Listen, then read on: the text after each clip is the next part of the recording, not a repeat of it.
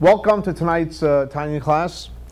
We are in the section of Tanya called the Igeret Teshuva, the third section, and we are studying chapter 8, Perek Ches. Tonight's chapter is a great chapter because tonight we're going to learn about something which is called high level of Teshuva. There's low level of Teshuva, which we discussed last week, and we'll recap in a minute.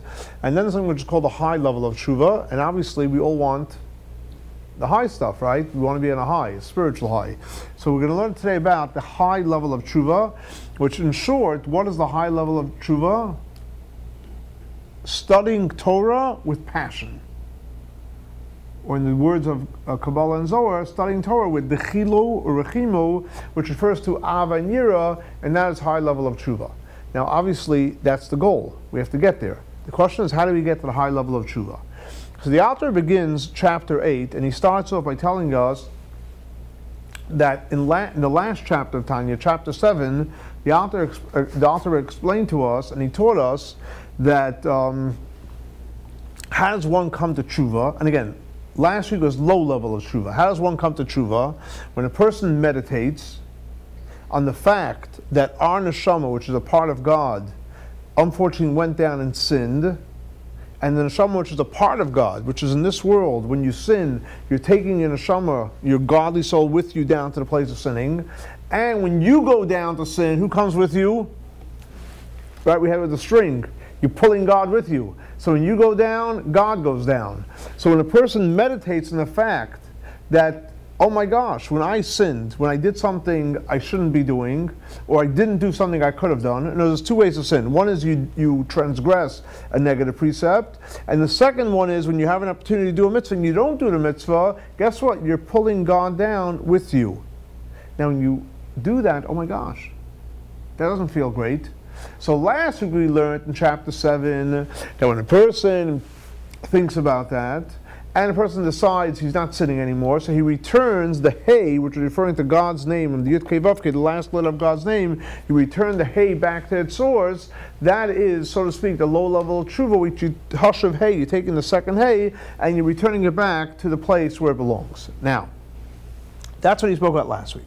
So this week, the Alter Rebbe says, when a person takes an idea that the Neshama went down to this world, into the place of tumah, place of impurity, and you schlepp down God in there, and a person stops and meditates on that, and you start thinking about it, like we spoke in the JLI course, you think about it, you think about the fact that your Neshama is in Galut, and Shechina, God's powerful energies in Galut, you know what happens?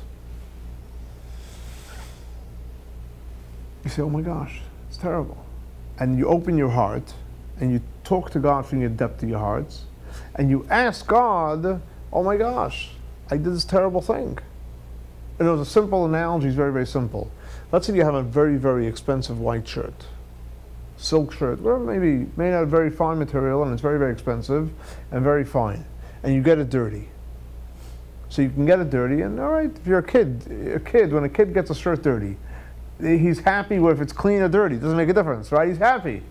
But if you're an adult and you realize, oh my gosh, it's not meant to be dirty, and it gets dirty, so you're not happy about it. So what do you want to do? You want to clean the shirt.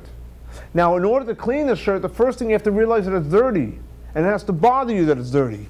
Once you realize that it's dirty, it bothers you that it's dirty, then you start feeling bad, then you start having compassion, and you really feel bad, because look, I took God, this infinite God, this pure God, and look where I schlepped him. I schlepped him into this place which is not a godly place, or counter-godly, however you want to describe it. And look, it's almost like taking God, and the simple words we're going to use is taking God and schlepping him into the sewer. You know, God should be in a respectful place, in a synagogue, in a place of Torah, in a place of mitzvot, not in places that we bring God to. Now, unfortunately, we bring God to those type of places, A, in thought, and in speech. No problem, we'll take care of it, thank you. And in speech, and in action. We schlepp God down to the worst places. So when a person really feels bad, that's when a person is able to what? To start creating the Teshuva process. But what happens is, Alter Rebbe explains, what happens when you feel bad? You awaken what? the Yud Gimel Midot HaRachman. We know in the Torah there's 13 attributes of compassion. And when a person awakens Yud Gimel Midot HaRachman, then you're able to affect Teshuva. How do you affect Teshuva when you awaken the Yud Gimel Midot HaRachman? Because the 13 attributes of Rachamim, of compassion, what's the source of that?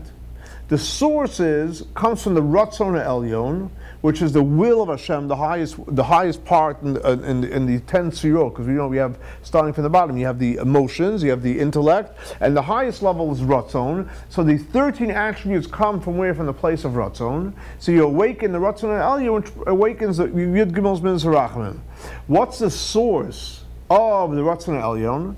So the Alter Rebbe explains like this, that basically in God's name you have, there's 4 letters to God's name. There's the Yud, the Hey, the Vav, and the Hey. Now, in the world of the Sefirot, the Yud, the first Yud is referring to Chachma, the Hey is referring to Bina, the Vav is the Midot, the emotions, and the last Hey is Malchus. The Ratzon is which letter of these 4?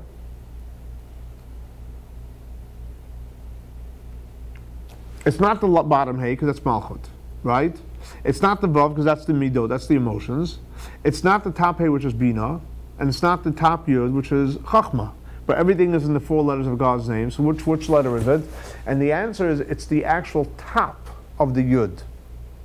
So it's the highest level. So Ratzon is connected to the highest part of God's name. So when a person feels bad, when you feel bad, when you seriously think about it and you feel bad, oh my gosh, look where I left God to, and it bothers you, you awaken the Yud Gimel Midot HaRachman, which comes from the Ratzon העליון, the will of Hashem, that a person should be able to do Teshuva, which comes from the dot in the highest, in the first letter of the Yud. Now, what happens when a person awakens that little dot? So because it's coming from a very, very high place, that has the power to create real Teshuva. Why? Because let's say, for example, you do something wrong. So you do something, let's say someone breaks something, correct? So it's broken. So in order to fix it, so on a simple level, the way you fix it, you take the parts together, you get glue, however you want to put it together. But guess what? You had a broken thing, you had a thing that was whole, it broke, now you put it back together. So you're seeing something that was broken, putting back together. But then there's a place, if you're able to go so deep into the item, it's not broken. In other words, like this. If let's say you have something that broke, you put it back together. So it was broken and put it back together. But why don't you melt it down to its source before it was even created, and then you put it back together, like as if it was made from brand new. You're not going to see, you made it brand new. The same thing also when a person evokes real compassion, and when you evoke the Ratzon העליון, the will of Hashem, you're going back to the will of Hashem, you're going back to the Yud, which is down the Yud, the dot on top of the Yud, there's no room for sinning there.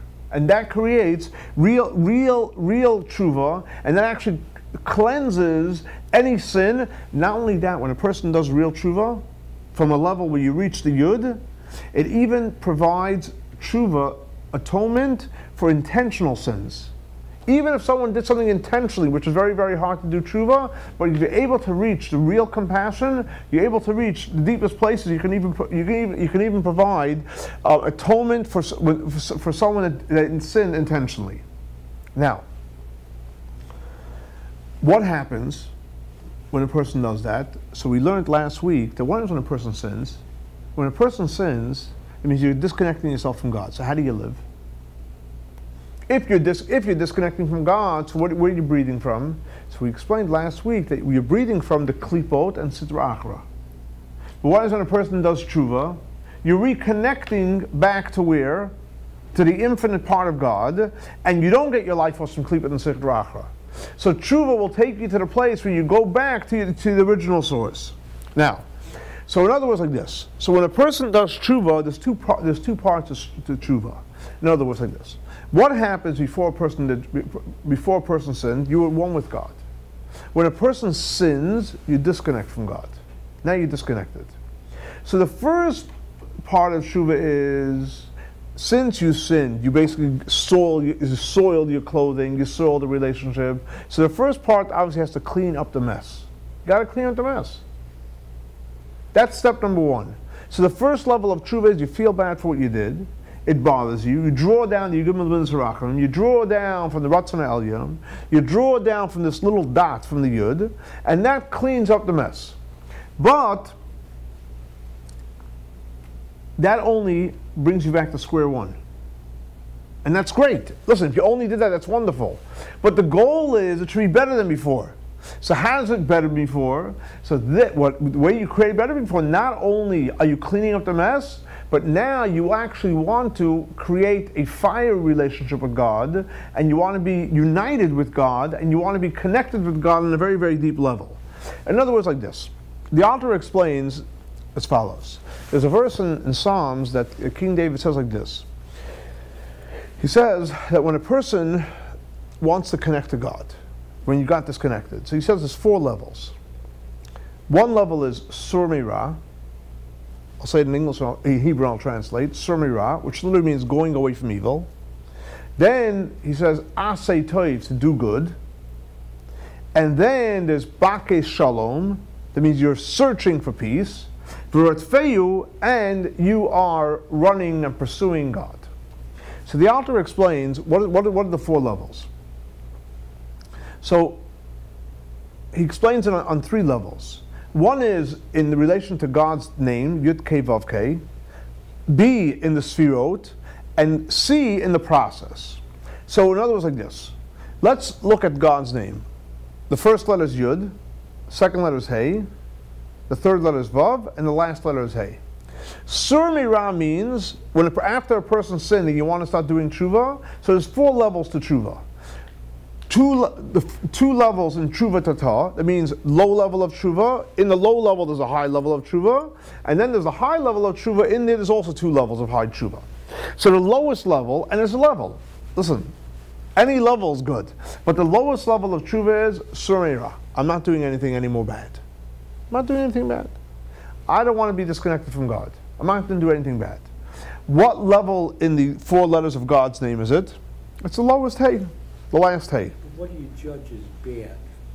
I mean, anytime you do something you shouldn't be doing, one of the 306. Where does that line become? It's a judgment thing. No one's judging anyone else. For yourself. Let's say you had an opportunity to do a mitzvah, you don't do a mitzvah. You don't do what God wanted. Or God says don't do that and you went ahead and you did it. You're obviously disconnected from God. So the first level of surrender, I don't want to be disconnected. I want to be able to do every mitzvah I'm able to do. So certainly everything beyond the Torah, if you have the Torah, you have your 613 commandments. Right, correct. Anything that's not within those would be bad. Yes, absolutely, yes, correct. So first level is surrender. I don't want to be disconnected. What level do you reach when a person says, I'm not going to do any transgress? That means I'm not going to transgress a positive, and I'm not going to not do, I'm going to do every positive possible, I'm not going to miss any, and also I'm not going to transgress a negative precept. What level of God, so to speak, are you holding on to? You're holding on to the lowest Hey. That's okay. So you're holding on to it. Now, in the Sfirot, which Sfira is that? That is a Sfira of Malchus. The lowest Sfira, and simple in the practical aspect is that's basically cleaning up the act. You're cleaning up. In the past I maybe didn't do every single positive mitzvah I could have done, or I transgressed some of the negative. So that's Sur Mira, and that's a great place to start. Obviously the goal is to go higher, but that's a great place to start. What is that called? That's called Teshuva Tata. It's the lowest level of Teshuva, and basically the reason why it's called Teshuva Tata because you're taking the Hey of God's name and you're bringing it back to its source. That's one level. Now obviously that's great. What is Teshuva Ilah in relation to Teshuva Tata of Sur Mira? But it's still in the total category. It's still in the category of Teshuva Tata, or the Alter Rebbe calls it Teshuva Shlema, complete Teshuva. That is Asay Toiv. What does Asay Toiv mean? Asay Toiv means that not only am I not going to do anything wrong, Asay Toiv, I want to be in a proactive mode, and I want to constantly try to do mitzvot. I want to try to do another mitzvah, and another mitzvah, and I want to be able to pray, and I want to be able to study, I want to help someone else do a mitzvah. Asay Toiv means I'm not just, okay, I'm not transgressing. I'm going to check off all the things I have to check off, and try not to botch up. That's Somerah, that's great. But that's Teshuva Tata. You want to reach a higher level of Teshuva is Asay Toiv. You proactively ask yourself, guess what? I'm getting up now, I'm going to have a great day today. What mitzvahs can we do today? Okay, what else can I study Torah? What else can I study? And then where else can I pray?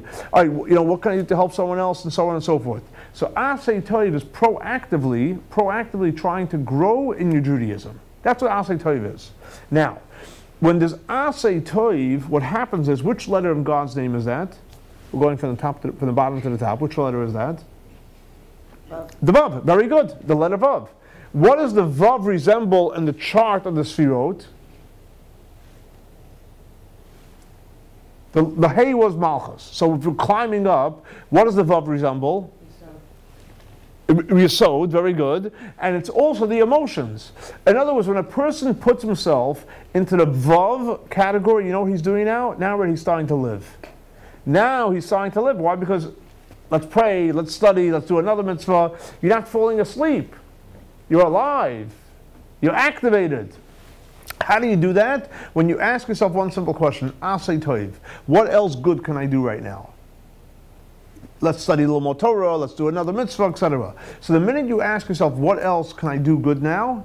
Now you're in the Asay Toiv zone, and now you're connected to the Vav. You went up a notch to the Vav, and obviously that is, you activated your midot. And here you didn't just go to cleaning up, but here you're actually busy doing what? You're busy doing mitzvot. That's pretty good. Right? We think we can go to sleep? Well, there's more to go. Guess what? There's more. So those two levels is Teshuva Tata, or Teshuva Ilah, the higher level of Teshuva, part of Teshuva Tata, and the Alter Rebbe calls it, that's Teshuva Shlema. But guess what? We're not done yet. Because King David said, Bakei Shalom. What does Bakei Shalom mean? So it's not only, so to speak, I'm cleaning up my act, not only am I doing mitzvot, but now we're going to get the fire going even more. What's fire going even more? So obviously we have to climb up from we did the Hey, we did the Vav, now we're going into which one? The Hey, exactly, the first Hey, the higher Hey. What is the higher Hey in the world of Sfirot? You guys know this? Tiferet is all part of the emotions. Huh? No, that's all part of the emotions. Chesed and Gvura is all part of the emotions. We got to go higher. You jumped a drop too high. Bina, very good. There you go. Okay, good. It's like playing golf. Get in the right hole. There you go. We got it, a hole in one. Okay, Bina, a hole in three, whatever, we got it. Bina. So basically, Bakei Shalom is referring to the first Hey, right? The second letter of God's name. And that refers to Bina. How does one activate the higher Hey? How does one activate Bina? By doing what? Very good. Excellent. By studying Torah. So anytime you sit down and say, hey, let's study Torah.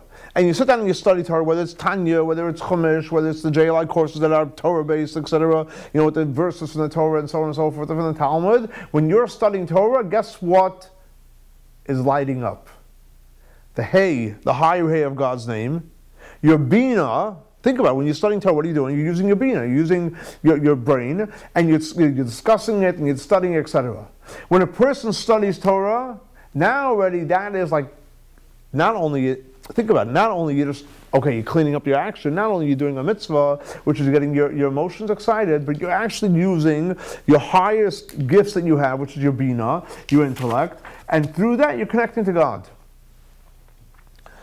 Then, but guess what? That's a pretty high level. Can you imagine you sat and studied Torah all day?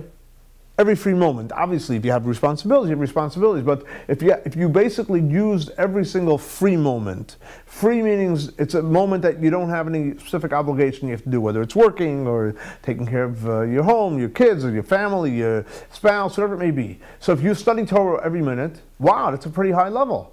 That's pretty great. But guess what? King David says one more. What's the other one? Virodfeu. Rodfeu comes from to be roidev, to pursue. Now, obviously, if it's one higher level up, in the letters of God's name, what letter is it? The Yud. Wow. So we went now from the Yud. On the chart of the Sfirot, what is the Yud? What? Ratzon. Exactly. Sometimes it's chachma. In this case, it's ratzon, which means the will of Hashem. What does that mean? Don't make me say God. What is that? Exactly. It's all part of God. What is the will of Hashem? What is the will of Hashem? So, Rabbi explains the will of Hashem refers to as a verse that says b'chol dra'checha de'eyu. What does b'chol dra'checha mean? B'chol in everything. What does everything mean? Everything. There you got it. There you go. I'm pretty impressed. Late and you guys are alert. B'chol means in everything. Everything. In everything what? B'chol drachecha. All your ways. That means all your ways. It means from when you get up in the morning till you go to sleep, and even while you're sleeping. All your ways. It means ways means sleeping, eating, drinking, working. Everything. 24/7, all your ways. You ready for this? Here comes the homework. Da'ehu, you to know God. That means if you're eating right now, you got to know God through the eating. You're drinking, you got to know God through the drinking. You're sitting and relaxing, you have to know God in the relaxing. You're studying Torah, it has to be you're studying not Torah because it's interesting, but because it's God's Torah. You're doing a mitzvah not because you like doing this mitzvah. I'm not saying you shouldn't do mitzvah. I'm not saying you shouldn't enjoy doing the mitzvah. But any mitzvah you're doing it why? Because it's God's mitzvah. And as b'chol drachecha, everything you're doing, you should know God. That is what? The highest level of tshuva. Because think about it. Every single moment, you're knowing God. That means if you're knowing God every moment, is it possible to be disconnected from God? It's impossible. If at every single moment I'm asking one question, right now, how am I knowing God? And what I'm doing right now, I'm knowing God. So how is it possible not to do God? If you have a mitzvah in front of you, for sure you're going to do it. Because I'm knowing God and everything new. Would you transgress? No, because that will disconnect me.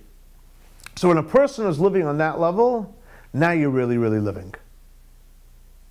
Now, so a person wants to do tshuva, again, surmira, lowest level, cleaning up the mess.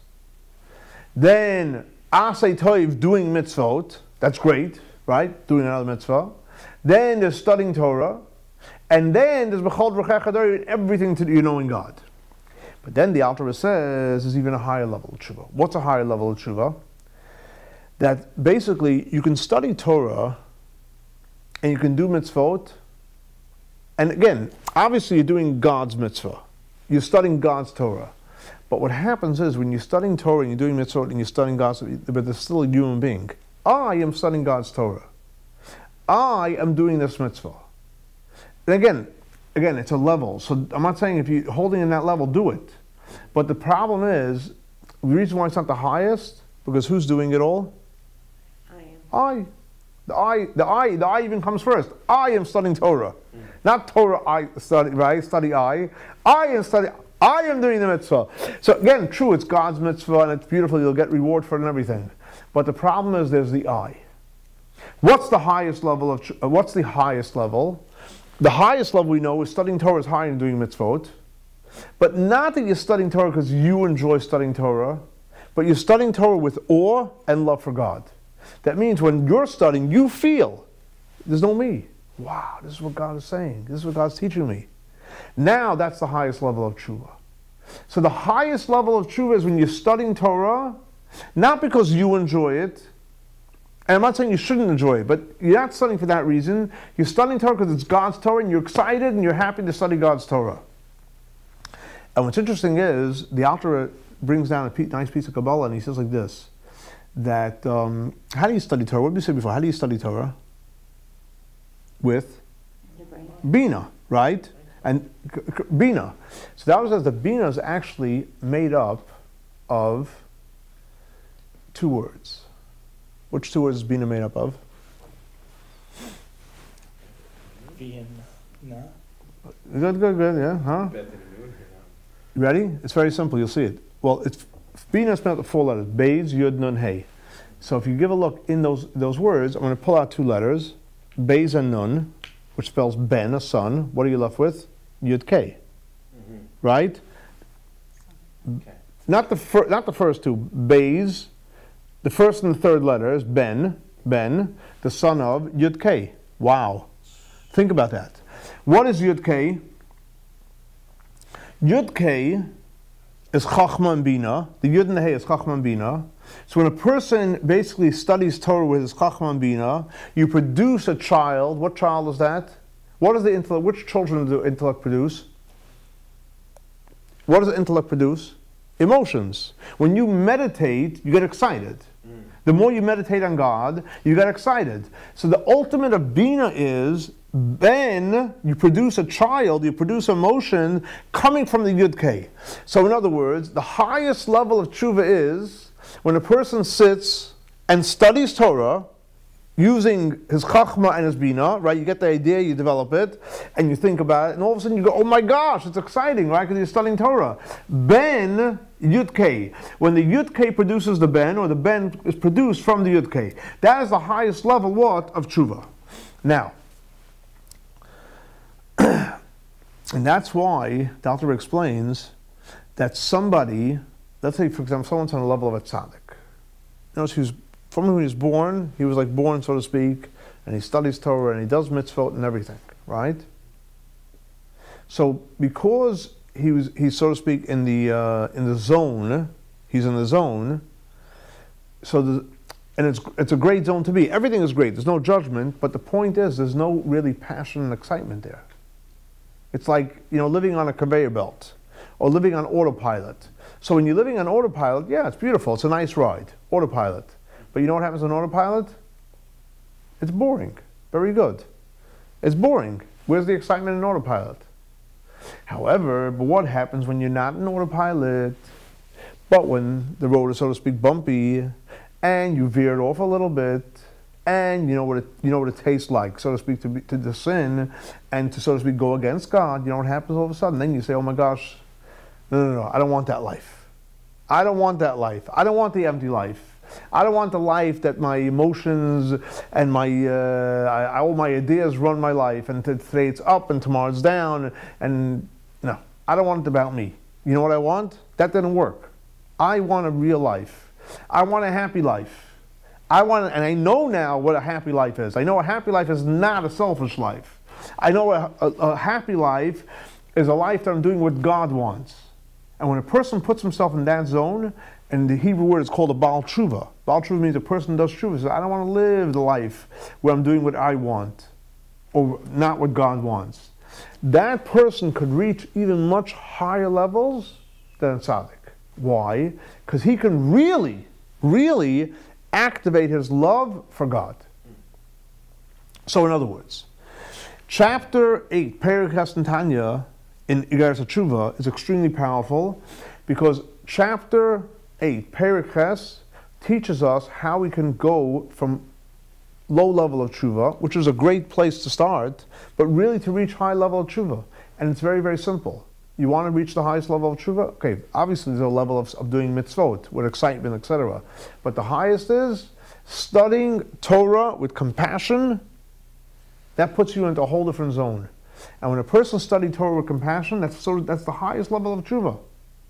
Sit down and studying Torah, not just studying Torah, okay, fine, you know, no, wow. And you study it, and you think about it, and you meditate on it, and it affects your emotions when you start living Torah. That is the highest level of tshuva. And guess what?